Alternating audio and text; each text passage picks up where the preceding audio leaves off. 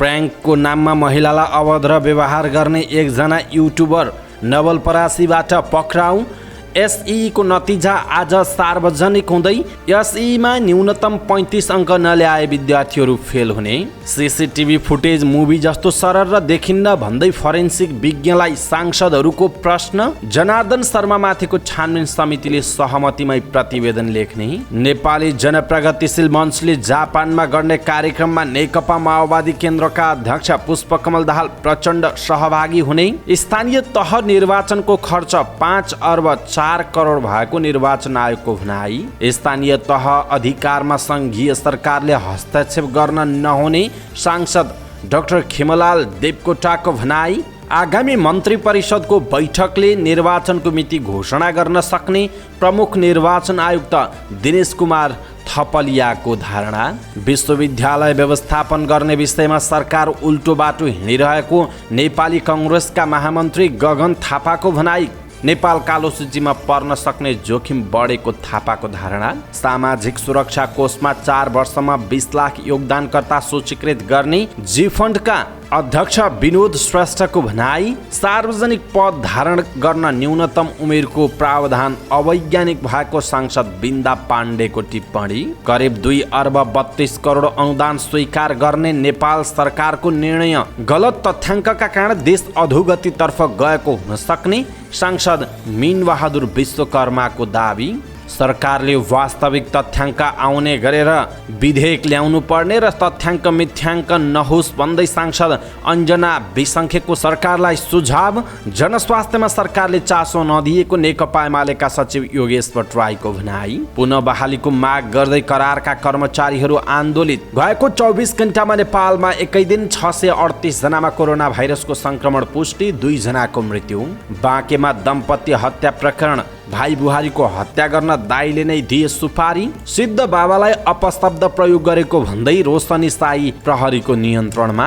TikTok बनाउने क्रममा चिप्लिएर सल्यानको कुपिण्डे दहमा 1 युवक बेपत्ता। चलचित्र विकास बोर्डको अध्यक्षमा भुवन केसीलाई नियुक्त गर्ने मन्त्री परिषदको निर्णय। नेप्से परिसूचक 44.80 अङ्कले घट्यो। म्यानमारमा पूर्व सांसद सहित 4 जनालाई मृत्युदण्डको फैसला।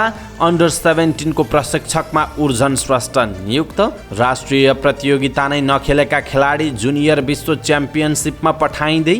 र समाचार पार्टी हेल्थ टिप्स अन्तर्गत आज हामी स्वस्थ रहनका लागि सजिला 6 तरिकाको विषयमा जानकारी दिनेछौँ। हामीलाई अन्तिमसम्म हेर्नुहोला।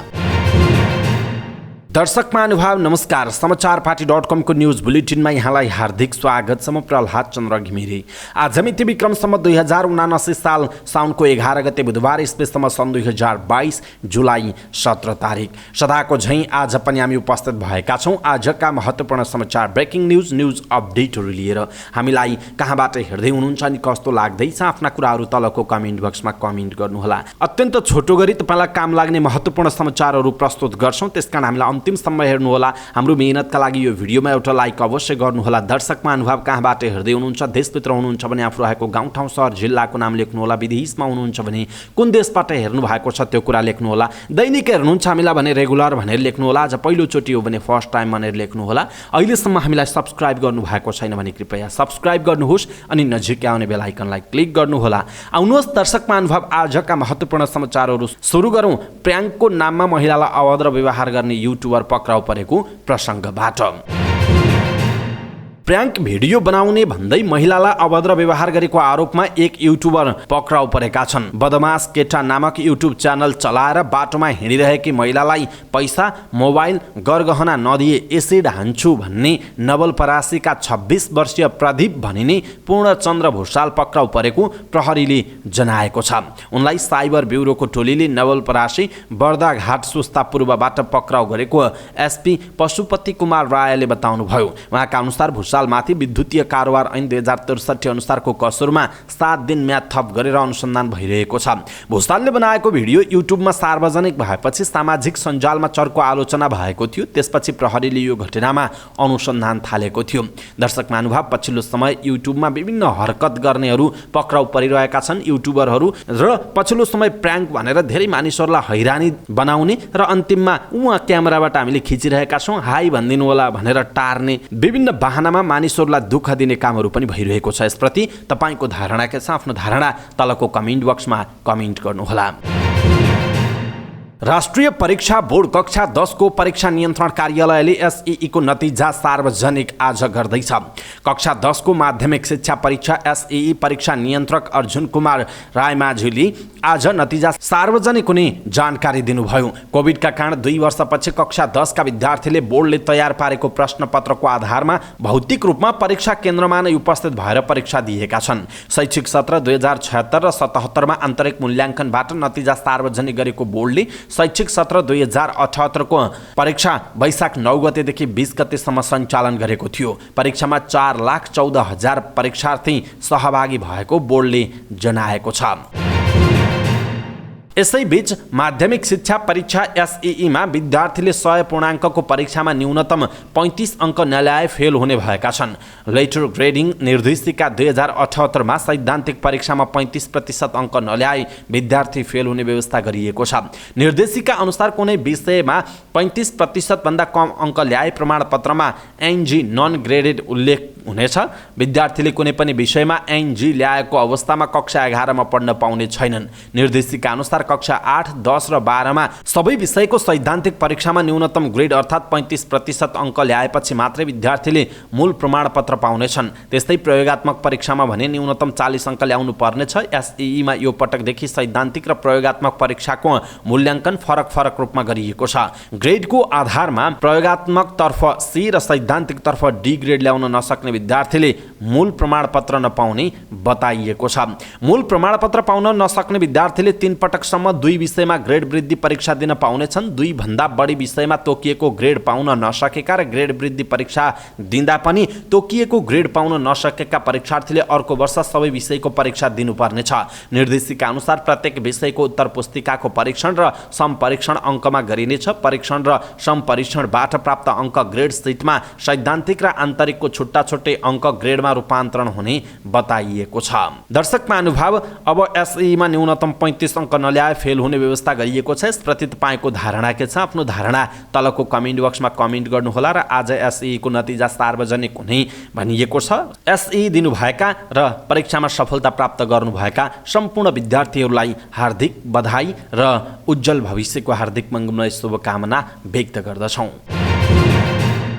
नेपाल प्रहरीको विधि विज्ञान प्रयोगशालाले रिकभर गरी पठाएको सीसीटीभी फुटेज प्रष्ट नदेखिएको र 1-2 सेकेन्डका क्लिपका भएपछि छानबिन समितिका सदस्यहरूले विज्ञलाई बोलाएका छन्। फोरेन्सिक विज्ञको रूपमा 2 जना प्रहरी अधिकृत संसदीय छानबिन विशेष समितिको बैठकमा गएका थिए। फोरेन्सिक विज्ञलाई सांसदले सोधेका छन्, भिडियो क्वालिटी किन यस्तो मुभीमा जस्तो सरर देखिने हुन्न? रिकभर भएको सीसीटीभी फुटेजमा डेट पनि नबुझिएको र फुटेजका 51 वटा क्लिप बनाएर पठाएकोमा पनि सांसदहरूको प्रश्न थियो। जवाफमा विज्ञ द्वयले रिकभर हुनु ठूलो कुरा भएको बताएका छन्। प्राविधिक विषय सिस्टम चेक धेरै ठाउँ भएको लगायतका कारणले क्वालिटीको रिकभर गर्न नसकिएको स्वीकार गरेका छन्। आफूहरूले सक्दो प्रयास गरेर पठाएको उनीहरूको जवाफ रहेको छ। यसैबीच बजेट निर्माणको क्रममा अनधिकृत व्यक्तिलाई सहभागी गराएको भन्ने आरोपबारे छानबिन गर्न गठित संसदीय विशेष समितिले सहमतिकै आधारमा प्रतिवेदन लेख्ने भएको छ। नेपाल प्रहरीको विधि विज्ञान प्रयोगशालाले रिकभर गरी पठाएको सीसीटीभी फुटेज हेरेर त्यसबारे फोरेन्सिक विज्ञसँग पनि छलफल गरेको समितिले अब म्याद थपका लागि आग्रह नगर्ने र सहमतिमै प्रतिवेदन लेख्ने निर्णय गरेको हो। सुरुमा 10 दिनको समय पाएको समितिले काम नसकेपछि 5 साउनमा थप 7 दिन म्याद थपिएको थियो। आर्थिक वर्ष 2079-80 को बजेट निर्माणका क्रममा अनाधिकृत व्यक्ति प्रवेश गराएर करको दर हेरफेर गराएको विषय सार्वजनिक भएपछि प्रतिनिधि सभाले छानबिनका लागि विशेष समिति गठन गरेको थियो। नेकपा माओवादी केन्द्रका अध्यक्ष पुष्पकमल दाहाल प्रचण्ड साउन 21 मा जापानमा जानुहुने भएको छ। समृद्ध नेपालको आधार आर्थिक क्रान्तिमा प्रवासी नेपालीको सरोकार विषयक अन्तर्क्रिया कार्यक्रममा सहभागी हुन प्रचण्ड जापान जाने कार्यक्रम तय भएको छ। नेपाली जनप्रगतिशील मञ्चका महासचिव बाबुराम पौडेलका अनुसार अगस्त 7 तारिकका दिन टोकियोको खामेइदो कल्चर सेन्टरमा बेलुका 5:30 बजेदेखि अन्तर्क्रिया कार्यक्रम हुनेछ। नेपाल र जापान सरकार बीचको दौत्य सम्बन्धलाई प्रगाड पारी नेपालमा वैदेशिक लगानीको वातावरण सृजना गर्न र पर्यटन प्रवर्धनमा योगदान गर्नका लागि आवश्यक पहल गर्ने उद्देश्यका साथ प्रचण्डको भ्रमण हुन लागेको नेपाल जनप्रगतिशील जापानका अध्यक्ष भवानी पन्तले जानकारी दिनुभयो। निर्वाचन आयोग नेपालले गत स्थानीय तहको निर्वाचनमा 5,04,93,92,867 रुपैयाँ खर्च भएको जनाएको छ। मङ्गलबार आयोगमा निर्वाचन परिणाम तथा खर्च सार्वजनिकीकरण कार्यक्रमका लागि पत्रकार सम्मेलन गर्दै आयोगले गत वैशाख 30 गते भएको स्थानीय तहको निर्वाचनको खर्चबारे जानकारी गराएको हो। आयोगले खर्च नभएको 3,06,96,124 रुपैयाँ खर्चका लागि सरकारले उपलब्ध गराएको रकमबाट बचेको बताएको छ। सरकारले स्थानीय तहको निर्वाचनका लागि 8,11,00,00,000 रुपैयाँ खर्च छुट्याएको थियो। निर्वाचन परिणाम तथा खर्च सार्वजनिक गर्दै आयोगका प्रवक्ता शालिग्राम शर्मा पौडेलले यो निर्वाचनमा प्रति मतदाता खर्च 493 रहेको बताउनुभयो। उहाँले यो स्थानीय तहको निर्वाचनमा कुल मतदाता 1,77,33,723 रहेको र जसमा पुरुष मतदाता 89,92,010 र महिला मतदाता 87,81,530 रहेको बताउनुभयो। राष्ट्रिय सभाका सांसदहरूले प्राकृतिक स्रोत र साधनमा स्थानीय तहको अधिकारमा सङ्घीय सरकारले हस्तक्षेप गर्न नहुने बताएका छन्। राष्ट्रिय सभा अन्तर्गतको विधान व्यवस्थापन समितिमा खानेपानी तथा सरसफाई विधेयकमा छलफल गर्दै सांसदहरूले खानेपानी तथा सरसफाई विधेयक 2076 सङ्घीयता लागू भएपछि पनि स्थानीय तहको स्रोत र साधन सङ्घीय सरकारको अधिकार कायम रहने गरी आएको बताउनु भएको छ।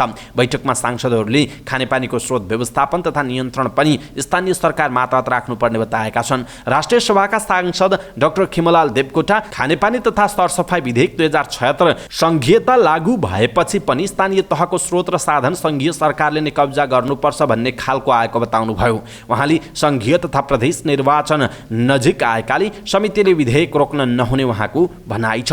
सांसद देवकोटाले सङ्घीय सरकारले ठूला योजना बनाए पनि साना योजनाहरू स्थानीय सरकारले बनाउने व्यवस्था विधेयकमा राख्नुपर्ने बताउनुभयो। निर्वाचन आयोगका प्रमुख निर्वाचन आयुक्त दिनेश कुमार थपलियाले आगामी मन्त्री परिषदको बैठकमा प्रदेश र सङ्घको निर्वाचनको मिति घोषणा हुन सक्ने बताउनु भएको छ।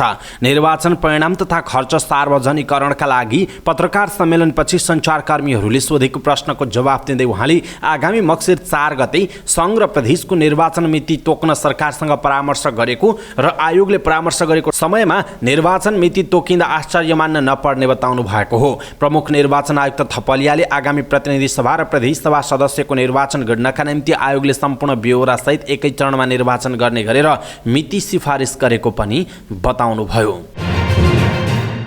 नेपाली कांग्रेसका महामन्त्री एवं सांसद गगन थापाले विश्वविद्यालय बनाउन र संविधानले सुम्पिएको जिम्मेवारी निर्वाह गर्ने बाटोमा सरकारले ध्यान दिन जरुरी रहेको बताउनुभयो। प्रतिनिधि सभाको बैठकमा बोल्दै सांसद थापाले यस्तो बताउनु भएको हो। उहाँले सरकार सुल्टो बाटो नभई विश्वविद्यालय व्यवस्थापन गर्ने बाटोमा उल्टो भएर हिँडिरहेको बताउनुभयो। सांसद थापाले संविधानको अनुसूची 5 ले केन्द्रीय विश्वविद्यालयलाई सङ्घले हेर्ने र अनुसूची 6 ले प्रादेशिक विश्वविद्यालयलाई प्रदेशले हेर्ने भने पनि संविधान अनुसार काम नभएको बताउनु भएको छ। यसैबीच नेपाली कांग्रेसका महामन्त्री तथा प्रतिनिधि सभा सदस्य गगन थापाले नेपाल सम्पत्ति शुद्धिकरणको कालो सूचीमा पर्न सक्ने जोखिम बढेको बताउनुभयो। मङ्गलबार बसेको प्रतिनिधि सभाको शून्य समयमा बोल्दै थापाले नेपाल यसअघि कालो सूचीमा पर्नबाट जोगिएको तर यो पटक कालो सूचीमा पर्न सक्ने अवस्था रहेको बताउनु भएको हो। उहाँले नेपाललाई सम्पत्ति शुद्धिकरणको कालो सूचीमा पर्न नदिन सरकारले के काम गरिरहेको छ र त्यसबारे संसदलाई जानकारी गराउनु पर्ने माग गर्नुभयो। थापाले सम्पत्ति शुद्धिकरण सम्बन्धी 40 वटा सूचीमा नेपालको अवस्थाबारे सरकारले तत्काल संसदमा जानकारी गराउन पनि माग गर्नुभयो। उहाँले नेपालमा सम्पत्ति शुद्धिकरण सम्बन्धी पर्याप्त कानुन नबनिसकेको, बनेको कानुनको पनि प्रभावकारी रूपमा कार्यान्वयन नभएको, व्यापार कर छली, बढ्दो भ्रष्टाचार र अपराधीकरणको कारणले गर्दा समष्टिगत मूल्याङ्कन अति जोखिमपूर्ण अवस्थामा भएको विज्ञहरूले बताइरहेको पनि उल्लेख गर्नुभएको छ। नेकपा एमाले निकट मजदुरहरूको संगठन नेपाल ट्रेड युनियन महासंघ जीफन्डका नवनिर्वाचित अध्यक्ष विनोद श्रेष्ठले योगदानमा आधारित सामाजिक सुरक्षा कोषमा 4 वर्षमा 20 लाख योगदानकर्ता सूचीकृत गर्ने घोषणा गर्नुभएको छ। महासंघका नवनिर्वाचित अध्यक्ष श्रेष्ठले पत्रकार सम्मेलन गरी यस्तो घोषणा गर्नुभएको हो। उहाँले महासंघको अधिवेशनले वैदेशिक रोजगारी लगायत सबै प्रकृतिको ज्याला रोजगारी र स्वरोजगारमा रहेका श्रमिकहरूलाई समेटेर आगामी 4 वर्षमा कम्तीमा पनि 20 लाख श्रमिकलाई योगदानकर्ताको रूपमा सूचीकृत गर्न अभियान चलाउने योजना रहेको बताउनु भएको छ। नेकपा एमालेकी सांसद बिन्दा पाण्डेले सार्वजनिक पद धारण गर्ने न्यूनतम उमेरको प्रावधान राख्ने कुरा अवैज्ञानिक भएको बताउनुभयो। प्रतिनिधि सभाको बैठकमा बोल्दै सांसद पाण्डेले युवाहरूलाई उमेर नपुगेकै कारण कुनै सार्वजनिक पद धारण गर्नबाट वञ्चित गर्न नहुने बताउनु भएको हो। उहाँले नयाँ पुस्ताले हरेक कुरामा सक्षमतापूर्वक नेतृत्व दिन सक्ने भन्दै युवाहरूलाई न्यूनतम उमेर भनेर राख्नुको तुक नरहेको बताउनु भएको छ। सरकारले सबैका लागि दिगो खानेपानी तथा सरसफाई सस्टेनेबल वास फर अल आयोजनाका लागि युरोपियन युनियनबाट प्राप्त हुने युरो 10.5 मिलियन करिब 1 अर्ब 37 करोड रुपैयाँ अनुदान सहायता स्वीकार गर्ने निर्णय गरेको छ। साउन 9 गते सोमबार बसेको मन्त्री परिषद बैठकका निर्णय सार्वजनिक गर्दै सरकारका प्रवक्ता एवं सञ्चार तथा सूचना प्रविधि मन्त्री ज्ञानेन्द्र बहादुर कार्कीले यस्तो बताउनु भएको हो। उहाँले सरकारले गुणस्तरीय प्राविधिक तथा व्यावसायिक शिक्षा तथा तालिम परियोजना पहिलो चरण कार्यान्वयनका लागि स्विजरल्यान्डबाट प्राप्त हुने स्विस फ्र्याङ्क 7.47 मिलियन करिब 95 करोड बराबरको अनुदान सहायता स्वीकार गर्ने निर्णय गरेको पनि बताउनुभयो। उहाँका अनुसार सरकारले उद्योगको सञ्चालन, व्यावसायिक उत्पादन वा कारोबार प्रारम्भ गर्न म्याद थप सम्बन्धी समयभित्र निवेदन दिन नसकी म्याद थप हुन नसकेका तर भौतिक संरचना निर्माण लगायतका कार्य गरिरहेका वा सञ्चालनमा आइसकेका उद्योगले म्याद थपका लागि निवेदन दिएमा उद्योग स्थापनाका लागि गर्नुपर्ने निर्णय, कार्य लगायत कामको प्रगति र उद्योगको प्रकृति हेरी प्रचलित कानुन बमोजिमको विलम्ब शुल्क लिई उद्योग दर्ता गर्ने निकायले तोकिए बमोजिम म्याद थप गर्न सक्ने गरी बाधा अड्काउ फुकाउ गर्ने आदेश जारी गरी नेपाल राजपत्रमा सूचना प्रकाशित गर्न स्वीकृति दिने निर्णय समेत भएको बताइएको छ।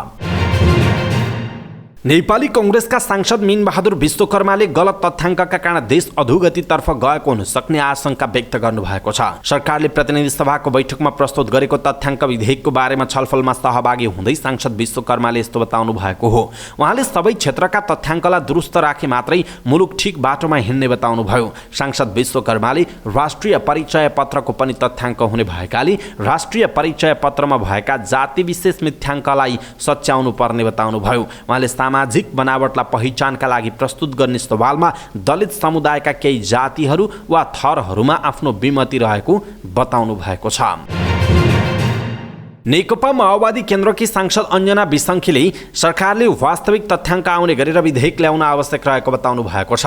प्रतिनिधि सभाको बैठकमा सरकारले संसदमा प्रस्तुत गरेको तथ्याङ्क विधेयकमाथिको छलफलमा बोल्दै उहाँले यस्तो बताउनुभयो। उहाँले 3 तहकै सरकारले तथ्याङ्कलाई व्यवस्थित गर्ने र जीडीपी ग्रोथको बारेमा अझ व्यवस्थित ढङ्गले तथ्याङ्क विधेयक ल्याउनु पर्नेमा जोड दिनुभयो। उहाँले नेपालको तथ्याङ्क मिथ्याङ्क भइरहेको भन्दै उहाँले यो विधेयकले मिथ्या तथ्याङ्कलाई व्यवस्थित गर्न सक्नुपर्ने बताउनु भएको छ। नेकपा एमालेका सांसद योगेश कुमार भट्टराईले स्वास्थ्य क्षेत्रमा सरकारले चासो नदिएको आरोप लगाउनुभयो। प्रतिनिधि सभाको बैठकमा बोल्दै सांसद भट्टराईले यस्तो बताउनु भएको हो। उहाँले अमेरिका, बेलायत लगायतका विकसित देशमा पनि मंकी पक्स फैलिरहेको भन्दै सरकारले देशका सीमानाकाहरूमा स्वास्थ्य परीक्षण केन्द्र राख्नुपर्ने बताउनुभयो। सांसद भट्टराईले सरकारले कुनै पनि किसिमबाट मंकी पक्सको बारेमा नागरिकलाई सुसूचित गर्न चासो नदिएको बताउनुभयो। उहाँले जनस्वास्थ्यको कुरामा सरकार निन्द्राको अवस्थामा रहनु दुःखद भएको बताउनु भएको छ। सांसद भट्टराईले मंकी पक्सलाई विश्व स्वास्थ्य संगठनले विश्व स्वास्थ्य संकटकालको घोषणा गरिसकेको अवस्थामा पनि सीमानाहरूमा एउटा पनि साइनबोर्ड परीक्षण केन्द्र नराखेको बताउनुभयो। उहाँले छिमेकी देश भारतमा 4 जनामा मंकी पक्स पुष्टि भइसकेकाले नेपालमा पनि यो विपदबाट टाढा नरहेको बताउनु भएको छ।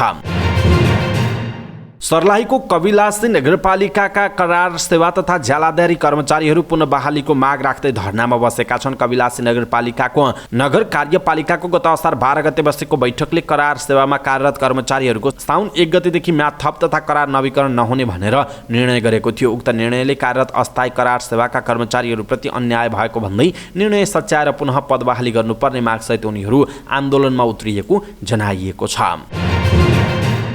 गएको 24 घण्टामा नेपालमा थप 638 जनामा कोरोना भाइरस कोभिड-19 को संक्रमण पुष्टि भएको छ भने 2 जनाको मृत्यु भएको छ।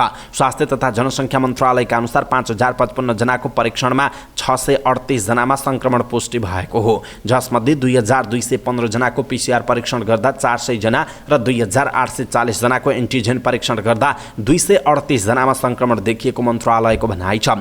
यो सँगै कोरोना भाइरसका सक्रिय संक्रमितको संख्या 3714 पुगेको छ। गएको 24 घण्टामा 218 जना संक्रमण मुक्त भएका छन्, जसमध्ये 3581 जना होम आइसोलेसनमा छन् भने 133 जना संस्थागत आइसोलेसन र 30 जना आइसियुमा छन्। यस्तै 1 जनाको भेन्टिलेटरमा राखेर उपचार भइरहेको मन्त्रालयले जनाएको छ।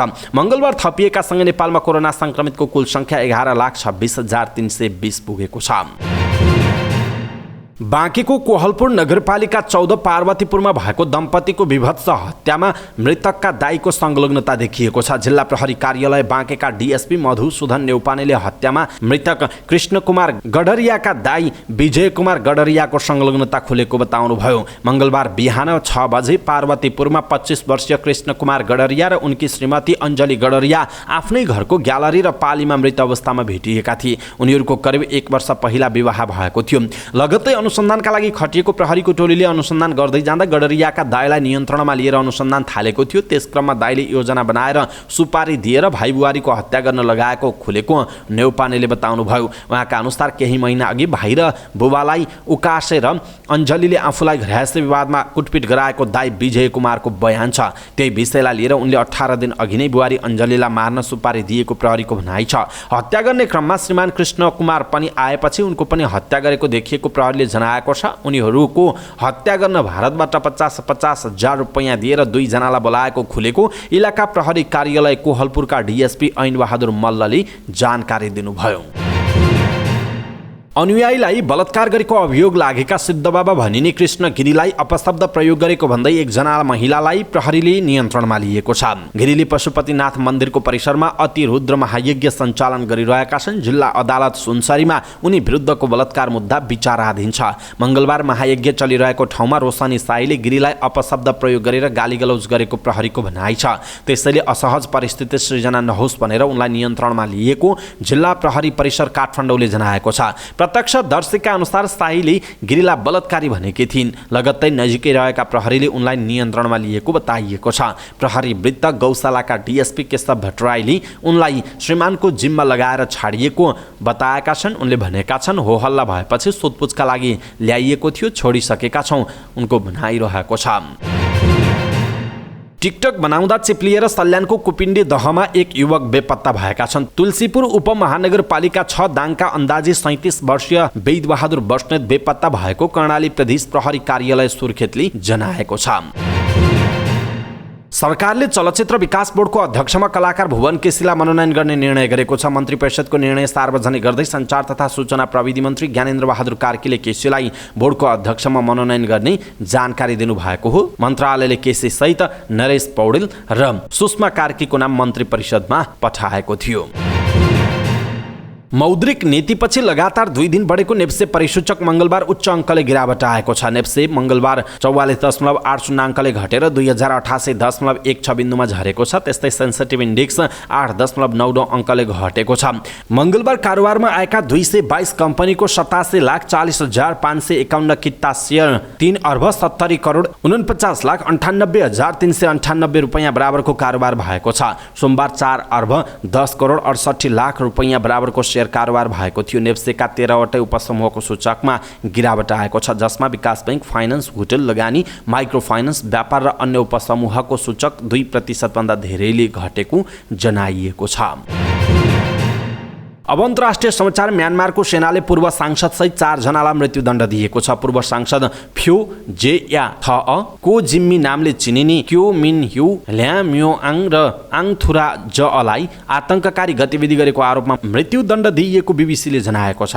को जिम्मी नामले चिनिने क्यो मिन यू लेखक हुन्। 53 वर्षीय जिम्मी सन् 1988 मा सैन्य शासनको विरोध गर्ने विद्यार्थी समूहका सदस्य थिए। उनी प्रजातान्त्रिक आन्दोलनको क्रममा पटक पटक जेल परेका थिए। उनलाई गत अक्टोबरमा याङ्गुन स्थित घरमा हतियार लुकाएको र छाया सरकारको सल्लाहकार भएको आरोपमा पक्राउ गरिएको थियो। यसैगरी 41 वर्षीय फ्यो जेया थअ प्रजातन्त्रवादी नेत्री आङ सान सुची निकट मानिन्छन्। उनी सुची नेतृत्वको national league for democracy NLD पार्टीका सांसद थिए। उनले सैन्य शासक विरुद्ध कडा अभिव्यक्ति दिँदै आएका थिए। उनलाई सैनिक सरकारले गत नोभेम्बरमा पक्राउ गरेको थियो। मृत्युदण्ड दिएका अन्य 2 जनाको बारेमा भने खुलेको छैन। यद्यपि उनीहरू विरुद्ध सेनालाई सूचना पुर्याएको आरोपमा 1 महिलालाई हत्या गरेको अभियोग समेत रहेको जनाइएको छ। अब खेल समाचार। अन्डर 17 राष्ट्रिय फुटबल टोलीको प्रमुख प्रशिक्षकमा उर्जन श्रेष्ठ नियुक्त भएका छन्।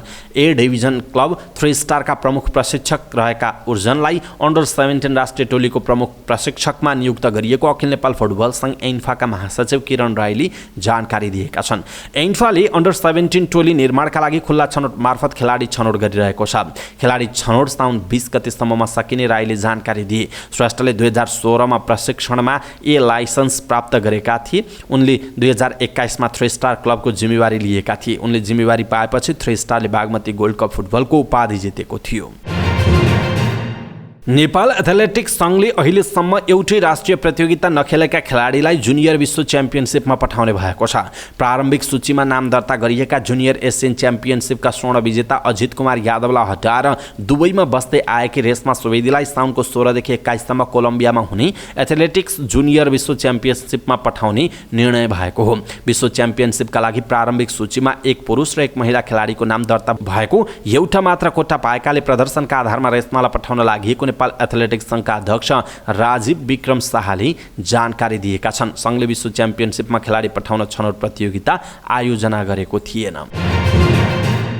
समाचार पार्टी न्युज बुलेटिनमा पालो भएको छ समाचार पार्टी हेल्थ टिप्स। आजको समाचार पार्टी हेल्थ टिप्स अन्तर्गत हामी स्वस्थ रहनका लागि सजिला 6 तरिकाको विषयमा जानकारी दिनेछौँ। हामीलाई अन्तिमसम्म हेर्नुहोला अनि सबै नेपालीहरूमाझ पुर्याउनका लागि यो भिडियोलाई सक्दो सेयर गर्न नबिर्सिनुहोला। स्वस्थ फिट र आकर्षक देखिने चाहना सबैको हुन्छ, तर कतिपयलाई चाहना हुँदाहुँदै पनि बानी व्यवहारलाई नियन्त्रण गर्न नसक्दा पुरा हुन सक्दैन। तर नआत्तिनुहोस्, आज हामी तपाईँलाई दैनिक रूपमा सजिलै प्रयोगमा ल्याउन सकिने त्यस्ता तरिकाहरूबारे जानकारी दिन्छौँ जसले तपाईँलाई स्वस्थ र फिट रहन मद्दत गर्छ। तीमध्ये पहिलो हो बिहान सबेरै उठ्नुहोस्। स्वास्थ्य विशेषज्ञका अनुसार बिहान सबेरै उठ्नु तपाईँलाई लाभदायक हुन्छ। विभिन्न अध्ययनहरूले पनि बिहान सबेरै उठ्नेमा रोगहरू पनि कम लाग्ने बताएका छन्। त्यसैगरी दिनभरि शरीर स्फूर्त राख्न पनि बिहान सबेरै उठ्न जरुरी हुन्छ। अर्को हो जङ्क र प्रोसेस्ड खाना नखानु। पोषण विशेषज्ञहरूका अनुसार सदैव स्वस्थ रहनका लागि जङ्क र प्रोसेस्ड खाना नखानु एकदम आवश्यक हुन्छ। जङ्क र प्रोसेस्ड खानामा केवल फ्याट मात्र होइन, नुनको मात्रा पनि बढी हुन्छ। यसको बाहेक जङ्क खाना मोटोपना बढाउने अन्य धेरै रसायनहरू पनि अत्याधिक मात्रामा रहेको पाइन्छ। अर्को हो खाना खाँदा पानी नपिउँ। विशेषज्ञका अनुसार खाना खाँदा पानी पिउनु राम्रो होइन। खाना खानुभन्दा पहिले र खाइसकेपछि तुरुन्त पानी पिउनु पनि लाभदायक हुँदैन। खाना खानुभन्दा आधा घन्टा अगाडि र खाइसकेपछि आधा घन्टा पछि मात्र पानी पिउनु उत्तम मानिन्छ। चाहे जाडो महिना होस् या गर्मी, दैनिक कम्तीमा 7-8 गिलास पानी पिउनु पर्दछ। यसले शरीरमा चाहिने पानीको मात्रा पुरा गर्छ, साथै छाला स्वस्थ, चम्किलो र निखार राख्न पनि मद्दत गर्दछ। रातिको खाना खाने समयमा ध्यान दिनुपर्छ। तपाईँ मोटोपनबाट बच्न चाहनुहुन्छ भने राति सुत्नुभन्दा कम्तीमा पनि 2-3 घन्टा अगाडि खाना खाने गर्नुहोस्। खाना खाइसकेपछि केही समय सामान्य हिन्डुल वा केही क्रियाकलापमा सहभागी रहनुहोस्। यसले गर्दा खाएको खाना सजिलै पच्छ र पाचन प्रणालीलाई धेरै मेहनत पर्दैन। त्यस्तै अर्को हो रङ्गी बिरङ्गी खाना। पोषण विशेषज्ञहरू स्वस्थ रहन रङ्गी बिरङ्गी खाना खान राम्रो हुने बताउँछन्। यसको मतलब हो बजारमा पाइने कृत्रिम रङ हालेका खाना खाने भनेको भने होइन। प्राकृतिक रूपमा पाइने सबै प्रकारका खाना, सब्जी, फलफुल, दाल, गेडागुडी, माछा मासु आदिलाई मिलाएर आफ्नो खानामा समावेश गर्नुपर्छ भनेर भनिएको हो। र अन्तिममा शारीरिक व्यायाम, योगा र ध्यान। स्वस्थ र फिट रहन खानामा जति ध्यान दिनुहुन्छ नि त्यति नै शारीरिक व्यायाममा पनि समय दिन जरुरी हुन्छ। कडा शारीरिक व्यायाममा समय दिन नसके पनि बिहान बेलुका केही समय सामान्य हिन्डुल र केही समय योगा अथवा ध्यानमा लगाउनु भयो भने तपाईँको शरीर स्वस्थ, स्फूर्त र फिट रहने निश्चित छ। दर्शक महानुभाव, आज हामीले यी हुन् स्वस्थ रहनका लागि सजिला 6 तरिका भनेर यहाँहरूमाझ केही जानकारी दियौँ। कस्तो लाग्यो आफ्नो धारणा तलको कमेन्ट बक्समा कमेन्ट गर्नुहोला। कृपया हाम्रो यो समाचारको अन्त्यमा हेल्थ टिप्स दिने यो अभियान तपाईँलाई कस्तो लागेको छ त्यो कुरा पनि तलको कमेन्ट बक्समा कमेन्ट गरिदिनु होला। र तपाईँले, मैले मात्र 1-2 जनाले जानेर हुँदैन, यो कुरा सबै नेपालीहरूमाझ पुर्याउनु पर्छ। त्यसकारण आफ्नो सामाजिक सञ्जाल फेसबुक, ट्विटर लगायतका सामाजिक सञ्जालमा यहाँले यो भिडियोलाई सक्दो सेयर गर्नुहोला। हवस् त दर्शक महानुभाव, आजका महत्त्वपूर्ण समाचारहरू यति नै हामीले प्रस्तुत गरेका समाचारहरूप्रति तपाईँको धारणा के छ? आफ्नो धारणा तलको कमेन्ट बक्समा कमेन्ट गर्नुहोला। हाम्रो मेहनतका लागि यो भिडियोमा एउटा सानो लाइक अवश्य गर्नुहोला। दर्शक महानुभाव, पलपलको न्युज अपडेटका लागि हाम्रो च्यानललाई सब्स्क्राइब गर्नुहोस् अनि नजिकै आउने बेल आइकनलाई क्लिक गर्नुहोला। पलपलको न्युज अपडेटका साथ फेरि हाम्रो भेट हुनेछ। तपाईँ समाचार पार्टी हेर्दै गर्नुहोस्। नमस्कार।